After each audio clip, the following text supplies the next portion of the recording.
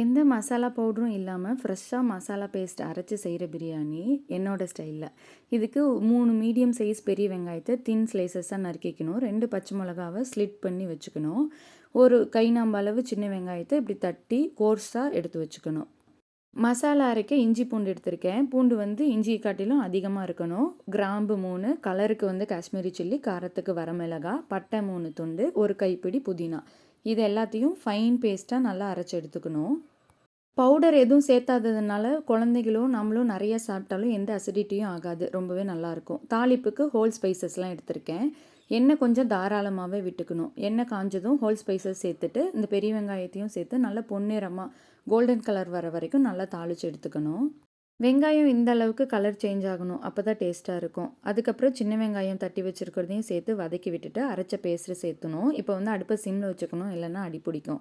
ஒரு கைப்பிடி புதினா கொத்தமல்லி சேர்த்துட்டு கட் பண்ணி வச்சுருக்க தக்காளியும் சேர்த்திக்கோங்க. கல்லுப்பு போட்டு வதக்கணும். அப்போ தான் வந்து தக்காளி நல்லா மேஷியாக சுருண்டு வதங்கி வரும். நான் இன்றைக்கி 3/4 கிலோ சிக்கனுக்கு 1/2 கிலோ வந்து ரைஸ் எடுத்திருக்கேன். நீங்கள் வந்து பாஸ்மதி ரைஸோ அல்லது சீரக சம்பா அரிசி எது வேணாலும் சேர்த்திக்கலாம். நான் நார்மல் பொன்னி ரைஸ் தான் எடுத்திருக்கேன்.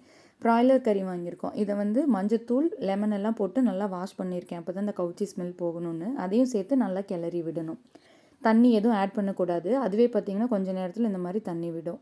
ரொம்ப நேரம் குக் பண்ணோம் அப்படின்னா ப்ராய்லர் கறி வந்து ரப்பர் மாதிரி ஆகிடும். ஸோ நல்லா வெந்ததுக்கப்புறம் தண்ணி 2 டம்ளர் அரிசிக்கு 4 கிளாஸ் தண்ணி விட்டுருக்கேன். தண்ணி கொதிச்சதுக்கப்புறம் வாஷ் பண்ணியிருக்க ரைஸையும் சேர்த்திட்டு நெய் 2 ஸ்பூன் ஆட் பண்ணியிருக்கேன்.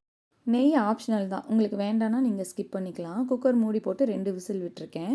விசில் நல்லா ப்ரெஷர் போனதுக்கப்புறம் தான் ஓப்பன் பண்ணணும். அப்போ தான் உதிரி உதிரியாக வரும். இல்லை அப்படின்னா கஞ்சி கோத்துரும், சாப்பாடில் நல்லா இருக்காது.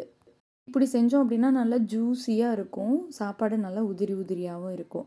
இந்த மெத்தடில் ட்ரை பண்ணி பாருங்கள். நான் சைட் டிஷ்ஷுக்கு சிக்கன் சில்லியும் தயிர் ரைத்தாவும் வச்சு சர்வ் பண்ணியிருந்தேன். இந்த பிரியாணியில் எந்த கலரிங் பவுடர்ஸோ இல்லை மசாலா பவுடரோ எதுவுமே நான் ஆட் பண்ணல. அதனால் குழந்தைங்க ரொம்ப விரும்பி சாப்பிடுவாங்க. நீங்களும் ட்ரை பண்ணி பாருங்கள். வீடியோ பிடிச்சிருந்தா மறக்காமல் சப்ஸ்கிரைப் பண்ணிக்கோங்க.